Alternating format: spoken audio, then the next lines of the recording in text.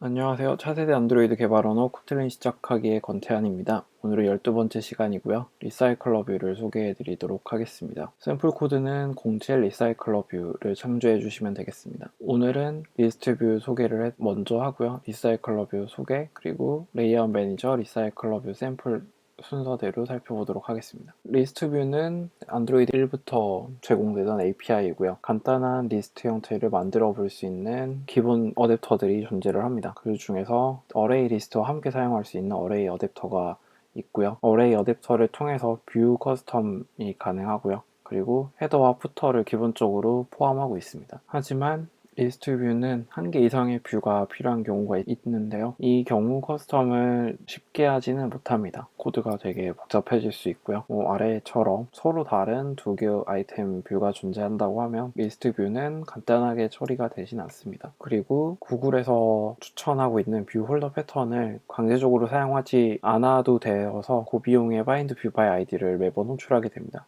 이 bind view by id는 깊이 우선 탐색을 통해서 찾게 되는데요. 간단한 레이아웃의 경우에는 문제가 없지만 레이아웃의 종류에 따라서 bind view by id가 고비용이 발생할 수 있습니다. 왜 성능상 좋지 않은지에 대해서는 각각 코드로 작성을 해 두었으니까 코드를 한번 살펴보도록 하겠습니다. 07 리사이클러 뷰 브런치에 리스트 뷰 샘플과 앱 코틀린, 앱 자바 이렇게 세 가지가 분리가 되어 있습니다. 리스트 뷰 샘플은 보시는 것처럼 두 개의 리스트 뷰가 붙어 있는 형태입니다. 간단하게 그냥 리스트 뷰의 뷰 홀더 패턴과 뷰 홀더 패턴을 조용하지 않은 부분에 대해서 살펴보기 위한 코드로 작성을 했는데요. 어레이 어댑터를 상속을 받고 있고요. 이때 보시면 단순하게 겟 뷰만 호출해서 초기화를 해 주었습니다. 이때 겟 뷰에서는 하는 행동이 레이아웃 인플레이터를 사용을 해서 레이아웃을 받아오고요. 이때 텍스트 뷰가 지정이 되어 있습니다. 그리고 여기에 find view by id를 통해서 텍스트 뷰를 가지고 오고요. 이 텍스트 뷰에 간단하게 텍스트를 세팅하는 간단한 어댑터를 만들었습니다. 보시는 것처럼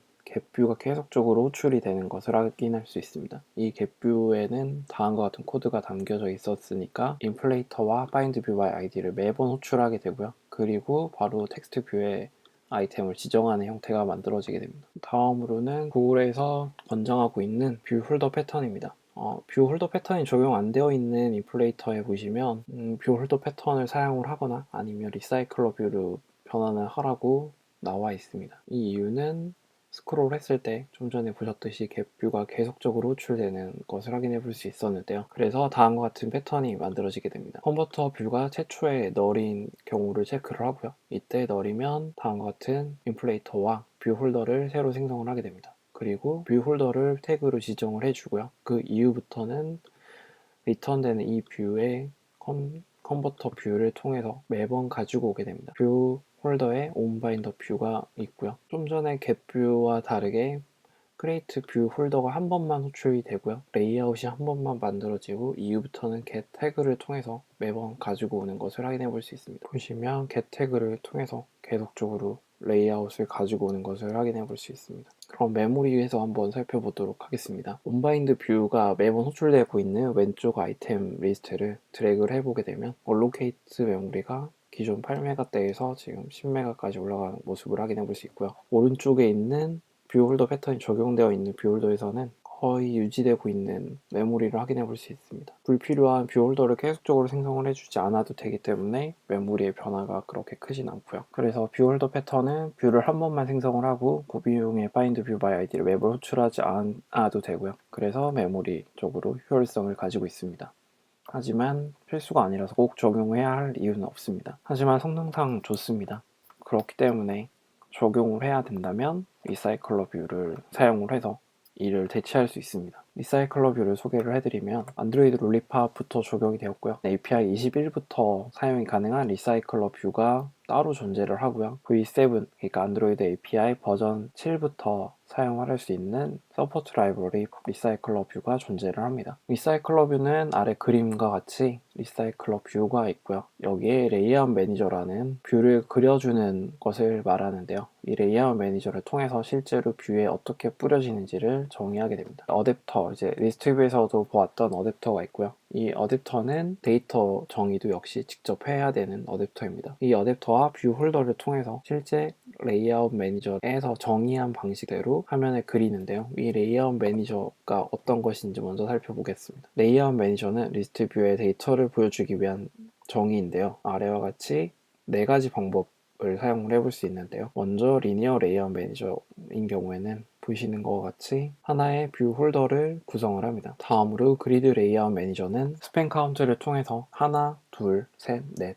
이런 식으로 리스트를 구성을 해볼 수 있습니다. 그리고 그리드 레이아웃 매니저의 확장이라고 보시면 되는 스트레이지드 그리드 레이아웃 매니저는 높이가 조금씩 다른 경우가 발생을 합니다. 이미지에 따라서 높이를 조금씩 다르게 조절할 수 있습니다. 지금 현재는 자동으로 조절된 모습인데요. 이런 식으로 스팬 카운트와 높이 조절이 자유롭게 정의될 수 있습니다. 그리고 앞에 보았던 3개의 레이아웃 상속을 받아서 커스텀을 해줄 수 있는데요. 이때는 패딩을 넣는다거나 그런 역할을 해줄 수 있습니다. 리사이클러 뷰는 크게 온크리에이트 뷰 홀더와 온바인드 뷰 홀더 그리고 get item counter 3가지의 메소드를 오버라이드 해 주어야 합니다. 온크리에이트 뷰 홀더는 뷰 홀더를 최초 생성하는 부분이고요. 온바인드 뷰 홀더는 온크리에이트 뷰 홀더를 통해서 생성된 뷰를 갱신하는 역할을 합니다. 그리고 마지막으로 get item count가 존재를 하는데요. 아이템 정의를 직접 해줄 수 있습니다. 단점으로는 리스트 뷰에서 존재하던 헤더 푸터를 리사이클러 뷰는 직접 다 구현을 해 주어야 합니다. 뷰 타입이 기본적으로 제공이 되기 때문에 이 뷰 타입을 숫자의 형태로 만들어서 폴더를 각각 정의를 해 줄 수 있습니다. 그러면 리사이클러 뷰를 적용을 해 볼 수 있는데요. 서포트 라이브러리에 리사이클러 뷰를 다음과 같이 추가를 해 줄 수 있습니다. 그러면 리사이클러 뷰 사용 준비가 완료가 됩니다. 그럼 직접 코드를 통해서 살펴보도록 하겠습니다. 자바로 작성한 예제는 그리드 레이아웃 매니저를 통해서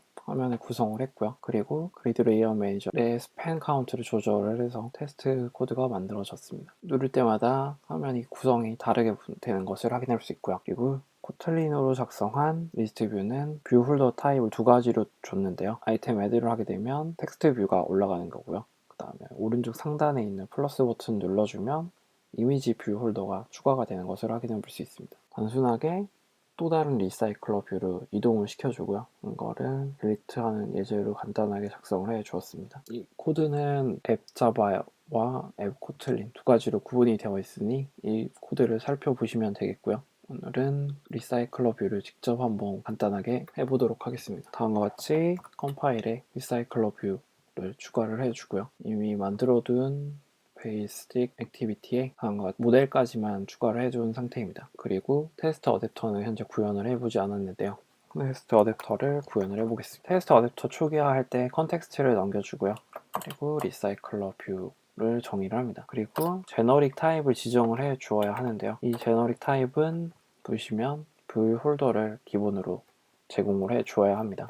그래서 뷰 홀더를 한번 구현을 해보겠습니다. 이너 클래스로 작성을 하고요. 홀더라고 이름 짓겠습니다. 그리고 상속을 받는데요. 리사이클러 뷰에 뷰 홀더를 상속을 받습니다. 뷰 홀더 초기화에는 보시면 아이템 뷰를 넣어 주어야 합니다. 그렇기 때문에 뷰를 정의를 합니다. 다음과 같이 정의를 했고요. 그리고 해당 뷰 홀더에서 사용할 변수를 선언을 해주겠습니다. 텍스트 뷰라고 해서 텍스트 뷰 아이디가 정의되어 있습니다. 이를 그대로 불러와서 쓰겠습니다. 아이템 뷰에 find view by id를 해줄 텐데요. 여기 텍스트 뷰를 정의를 하겠습니다. 해당 어댑터에서는 뷰 홀더를 지정을 해 주어야 되는데 다음과 같이 해 주었고요. 그리고 이번엔 상속을 구현을 해보겠습니다. 상속은 3가지가 있다고 말씀드렸는데 온바인드 뷰 홀더와 온크리에이트 뷰 홀더, get item counter 이렇게 3가지가 존재를 합니다. 다음과 같습니다. 온크리에이트 뷰 홀더가 먼저 타고요. 온바인드 뷰 홀더가 타게 됩니다. get item counter를 정의를 해 주어야 되는데 리사이클러 뷰의 어댑터는 아이템 타입에 대해서 정의가 되어 있지 않기 때문에 직접 구현을 해 주어야 합니다. 그래서 다음과 같이 간단하게 스트링 형태를 만들어 보겠습니다. 리스트에 다음과 같이 구현을 했습니다. 그러면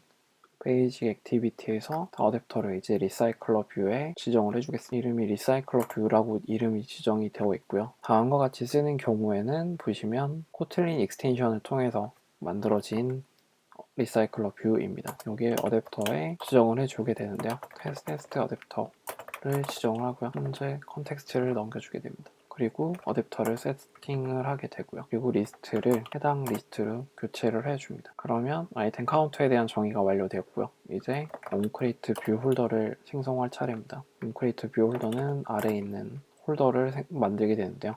여기에 레이아웃을 정의를 해 주어야 합니다. 그래서 다음과 같이 해주고요. 인플레이트의 r.layout의 아이템 텍스트 뷰를 정의를 하고요. 다음과 같이 정의를 해주게 됩니다. 텍스트 뷰가 널이 아니면 어플라이를 통해서 해당 텍스트 뷰에서 내부에서 쓸 수 있는 모든 함수들을 사용을 할 수 있는 방법인데요. 이때 텍스트의 리스트의 get의 포지션을 지정을 해주게 되면 텍스트가 적용이 됩니다. 이 어플라이를 적용을 해주면 텍스트 뷰에서 내부에서 쓸 수 있는 모든 변수들을 다 쓸 수 있게 되는데요. 다음과 같이 set background 컬러를 지정을 해줄 수도 있고요. 원래 원형은 아래와 같습니다. 직접 실행을 하게 되면 아무것도 안 나오게 됩니다. 왜일까요? 바로 리사이클러 뷰에 레이아웃 매니저를 지정을 해주지 않아서인데요. 레이아웃 매니저를 리니어 레이아웃 매니저로 지정을 해주겠습니다. 네, 보시는 바와 같이 레이아웃 매니저가 적용이 되니까 화면에 다 노출되는 걸 확인해 볼 수 있습니다. 오늘 그리드 레이아웃 매니저로 지정을 하고 싶다. 그러면 컨텍스트를 넘겨주고요. 그리고 스팬 카운트만 적용을 해보겠습니다. 보시면 50개가 생성된 것을 확인해 볼 수 있습니다. 네, 오늘은 여기까지이고요. 참고 자료는 다음과 같습니다. 다음 시간에는 메트로픽을 소개를 해드릴 거고요. 그리고 플리커 API를 메트로픽과 연결하는 부분을 살펴보도록 하겠습니다. 들어주셔서 감사합니다.